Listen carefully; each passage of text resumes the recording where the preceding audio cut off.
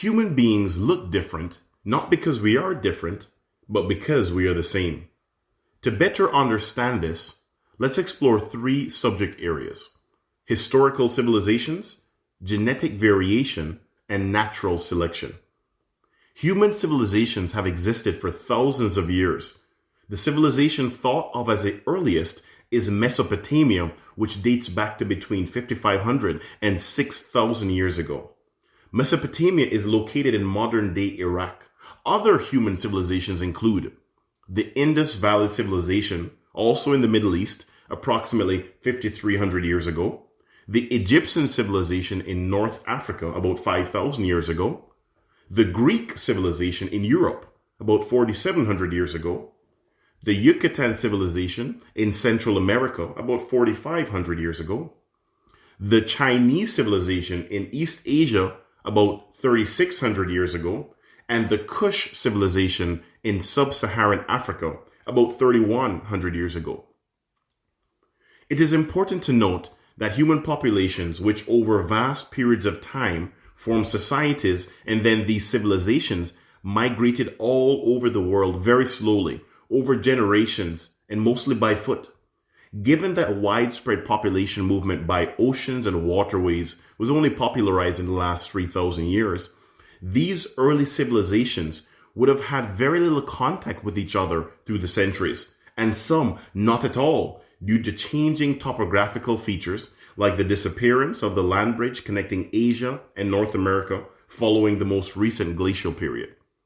Or enterprising forefathers and mothers traveled through or settled in some of the harshest environments on Earth. Some examples of varied and challenging environments that human civilizations thrived in or migrated through include tropical environments, dry desert environments, temperate environments, continental environments, and polar environments.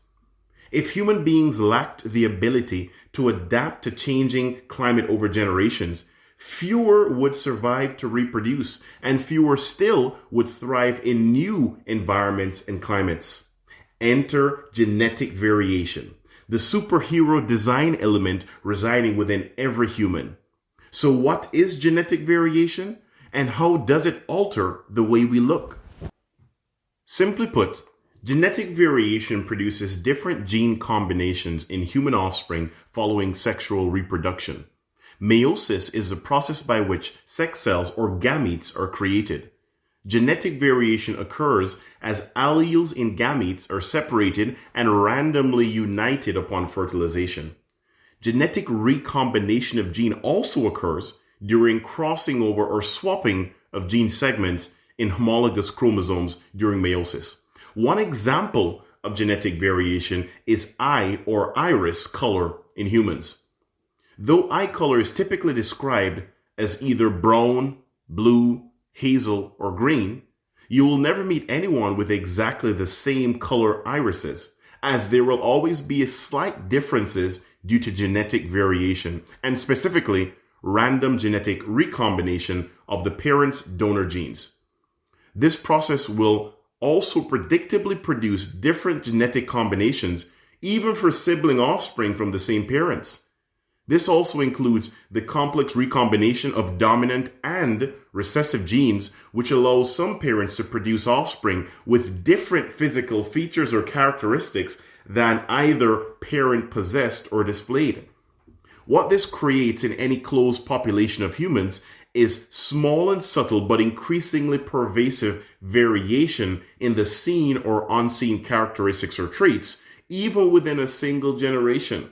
In humans, this variation can be observed in physical build, melanin concentration, which determines the shade of skin, height, hair texture, facial features, and so much more.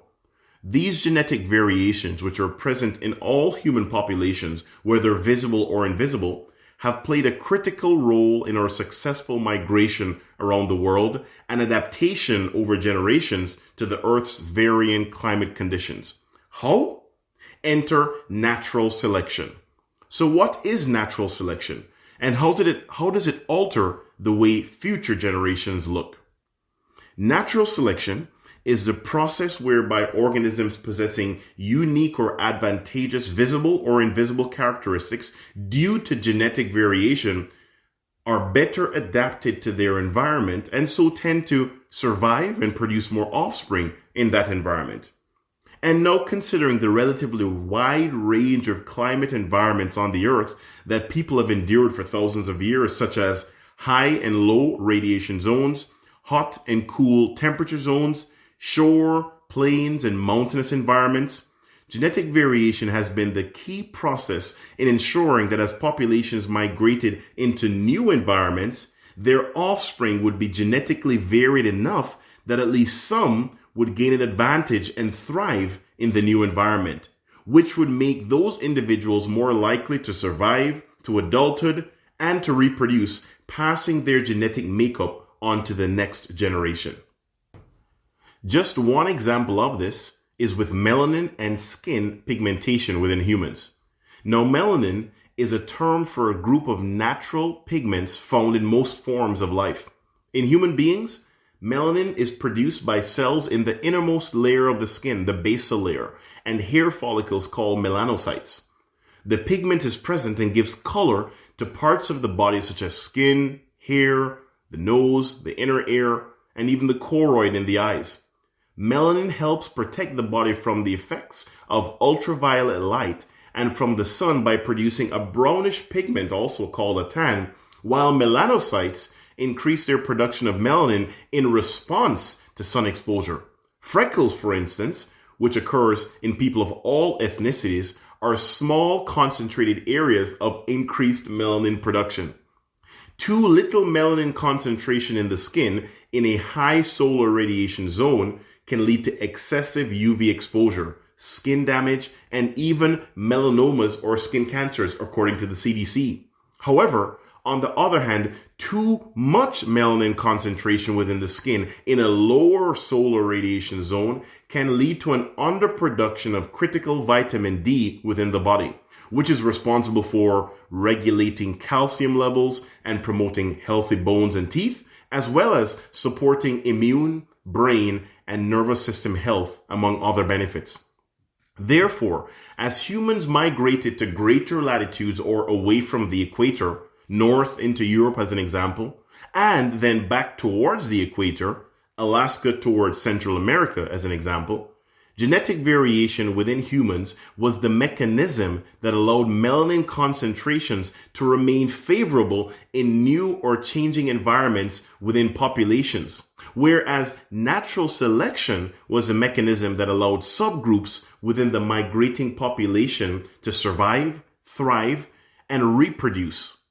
Because of these internal and external processes, humans had the ability to adapt and overcome as they migrated into new environments or as their environment changed. And so now we can see that the minor differences we see in the beautiful tapestry that is a human race is not indicative of difference, but of sameness.